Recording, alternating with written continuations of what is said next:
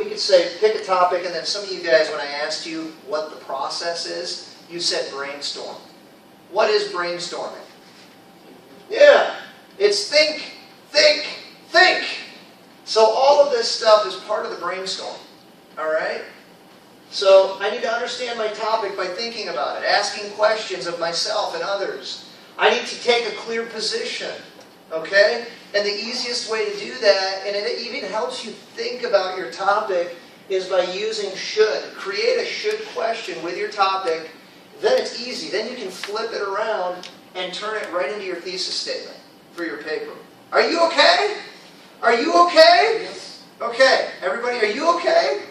All right, good. Now, select strong reasons to support your argument. Man, this is key. You have to pick strong arguments. Remember yesterday we were looking at that essay? And we agreed some of them were strong, some were weak. Go to the book. Look on page 15.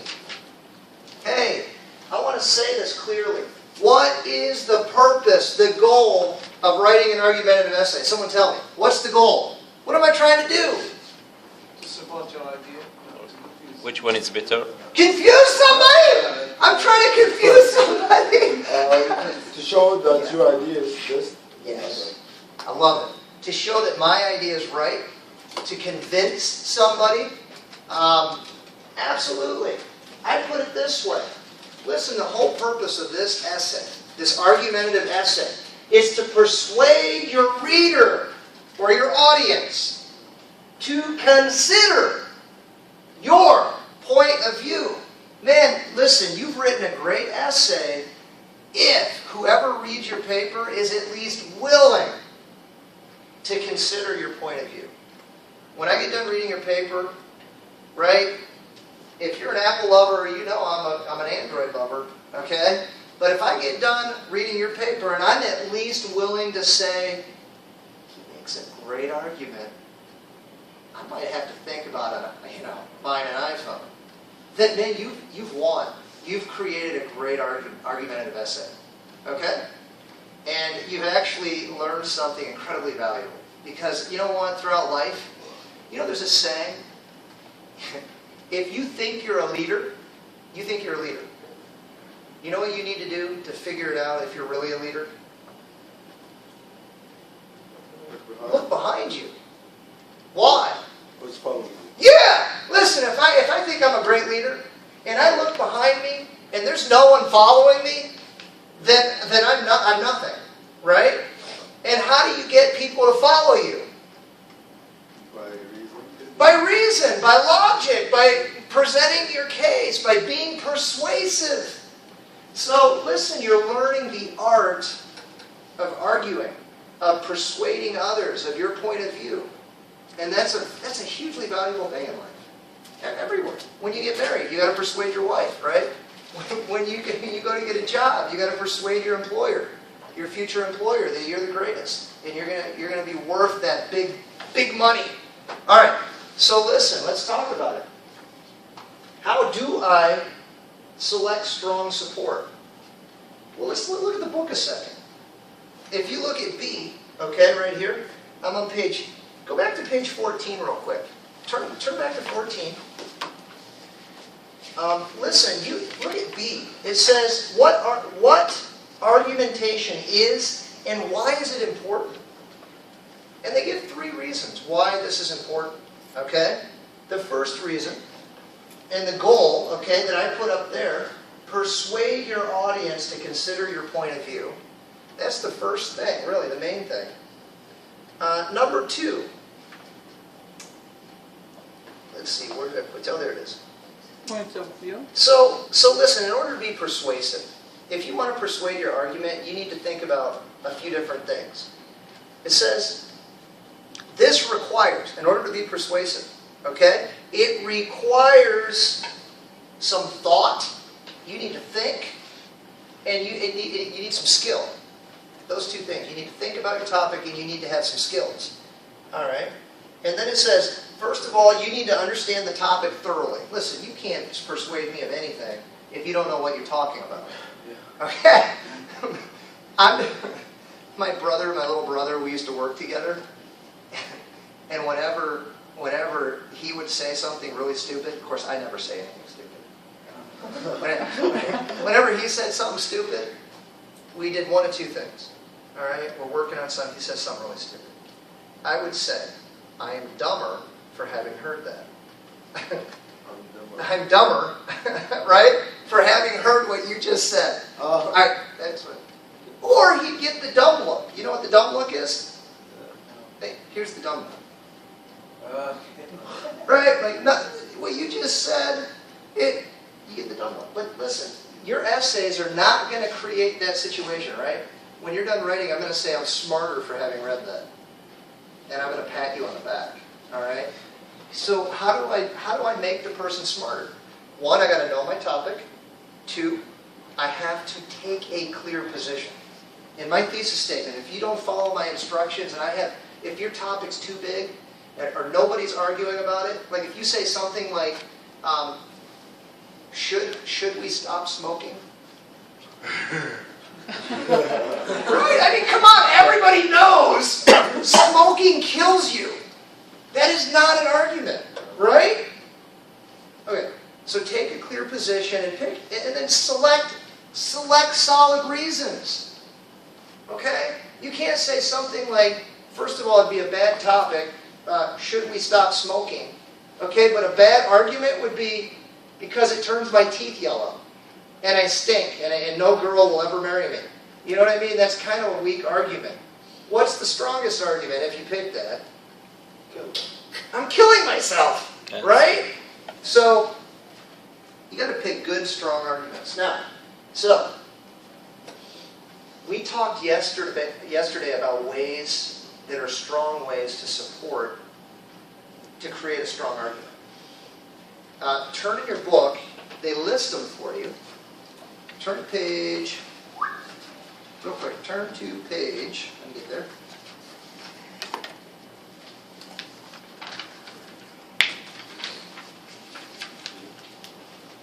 Turn to page 24. Page 24. All right. Let's talk a second about the order in which the strongest arguments and the best way to order your arguments in your paper. Okay? So this is really important. And so that's number 3 on page 24. Organizing and developing body paragraphs, which is where you put your arguments. First thing I want to say is there's 3 critical points, okay? I'm going to write them on the board. Whatever your argument is, it has to be, do you know what that word means? Believable. Whatever you say, it has to be believable by a normal thinking person.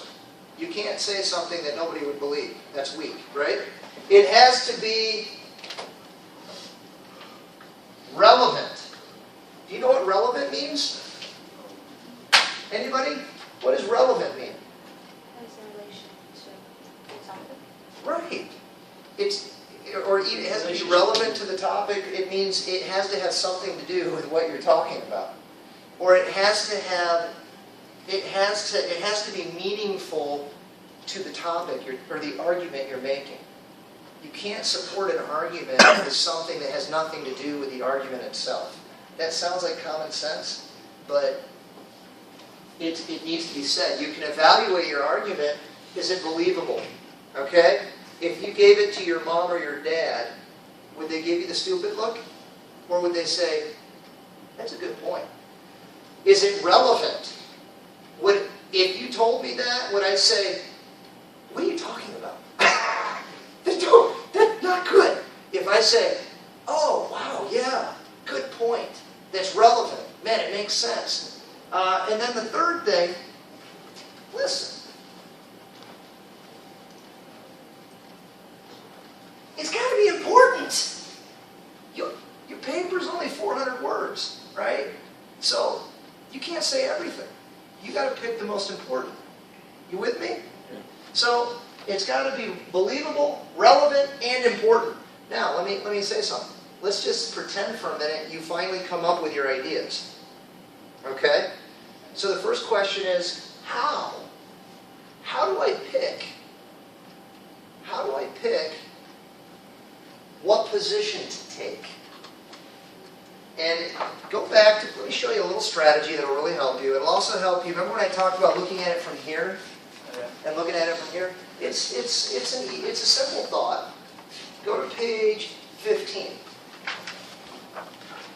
So if I were you, the first 10 minutes on Monday when you start to write the essay, I'm giving you time to brainstorm. Okay? And what I think would be useful is for you to write the should question on the top of a blank piece of paper, okay? Or I'll give you extra paper. And then you notice this little thing here? Just put the should question, okay? And actually I'm going to give you 3 should questions, so you don't even need to think about that, all right? And then you should say yes or no. And then you need to think about answering. So the question here is, should high school students work during the school year? This position says yes. This position says no. Will you read the arguments for yes that she thinks of? They can make new friends. Ooh, they work, they make new friends. Okay. They can save for college. Ooh, good. They can save money for college. Okay. They can learn the responsibility. Ooh, learn responsibility. Good. They may discover actually. Ooh, they might figure out what they love and have a life of doing something they love. Now, no. They can get better grades if they don't work. Ooh, they're at work, working, their grades. Yeah, what's another no? They can participate in Curricular. extracurricular activities if they don't work. Ooh. So if they're at work, after school, they can't play soccer, football, they can't do what kids do, right? They want to enjoy their high school life or whatever. Interesting. Okay, so you guys see what's going on here? So you list as many of those as you can in 10 minutes, and then you circle, then you pick. Just say, okay, I thought about it a little bit, and I think a yes. I'm going to say yes. I think it's valuable enough that they should work. Okay? So I circle yes. Then I think, okay, what are the strongest arguments? Yeah. And I just put a 1 next to the strongest one, a 2 next to the next. By the way, what do you think is the strongest argument? If we pick yes, by the way, there's no wrong answer. This is up to you. Ooh. So you're saying you'd go with, they would discover a career for themselves as number 1. Learn responsibility. Then what? Then can learn responsibility. Okay, learn responsibility. That might be your number 2. Okay, and then just pick a third one. Okay, couple things to think about. So let me ask you, if you're going to put those in your paper, in your body paragraphs, which one would you put first? Which one would you put last? The weakness, the first one, and Good. the stronger the last one. Good. So in general, when you make an argument, right, you need money from your dad, right? If you're smart, you start with the weakest argument, and then finally, right? Finally, you end with your strongest argument to get the money from your dad. And hopefully by the time you get done talking, he's going to give you the money. So this is a general principle of argumentation. Start with your weak argument, and then build up to your strong argument. Okay? Now, here's a couple rules. A couple of things that are important. As you're thinking about your argument, if you think of something that is the first thing you would think of as soon as you talk about the argument, like let's just pick one. Should a good student pay for their tuition in university? As I'm thinking about that, if there's immediately something that's going to pop into your reader's mind that everybody would think, put that first. Because you want to answer that question up front. Does that make sense?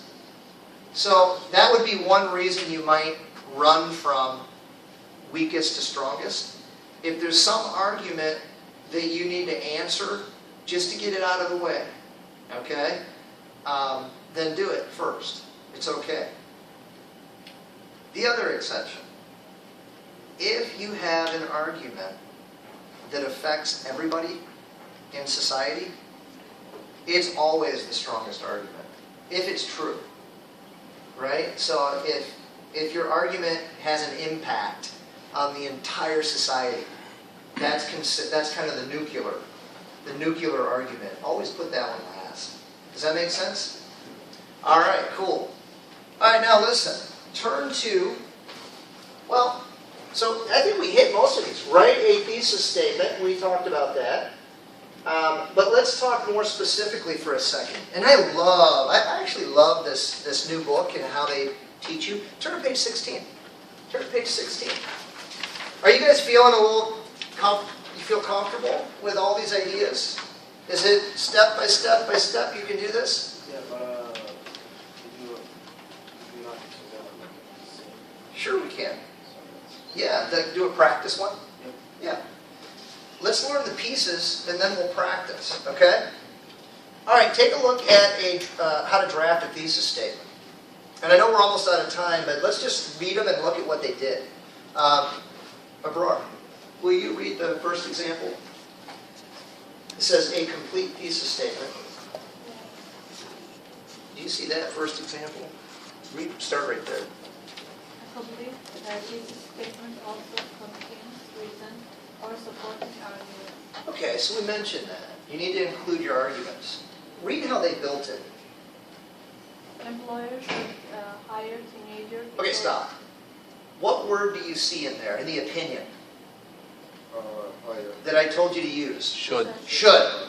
See that? It makes a nice strong statement, a nice opinion. Okay, keep going. Because they are eager to work. Reason 1. They are flexible. Reason 2. And they have the knowledge and skills required to do many Entry. level. Good. Reason 3. So guess what? That's the order in which you'll argue them in your paper. You'll take reason 1, it's body paragraph 1. Reason 2, body paragraph 2. Reason 3, body paragraph 3. Introduction, conclusion. You okay? All right, read the second one. A thesis statement may also contain to opposing view. Okay, stop there. You know what the opposing view is, right? That's the other side. So if I pick yes, then your thesis statement could have the no opinion in it. Interesting. Read it. While some people say that teenagers don't have a good work ethic, employers should hire teenagers because they are eager to work, they are flexible, and they have the knowledge and skills required to do many entry-level jobs. Man, I love this. So listen, here's the strategy. All you got to do is stick the word while at the beginning. As soon as you put that word while, it just means you're going to put the opposing view. Okay?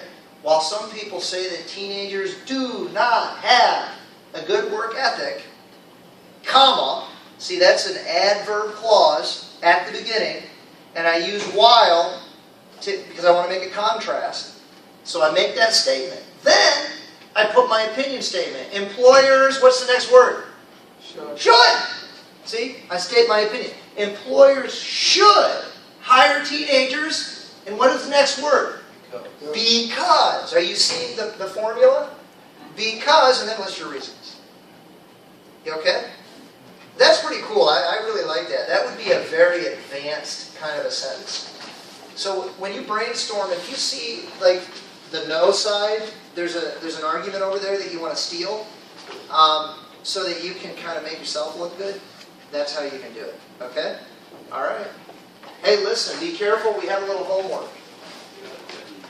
I want you to do exercise A and B on pages 17 and 18. So real quick, take a look at page 17. Thesis statements. Hey, listen, I don't want to overdo it, okay? I don't want to kill you. So why don't you guys just, I would like you to do B. I think it's good practice. So just do B. Let's get rid of A. We'll look at it in class, but do B. On page 17 and 18, it says, complete the following thesis statements by adding subtopics to them. If you use correlative conjunctions, be sure to structure them in a parallel way. So try to do your best to write your own thesis statements. You need to add reasons, okay? See you tomorrow.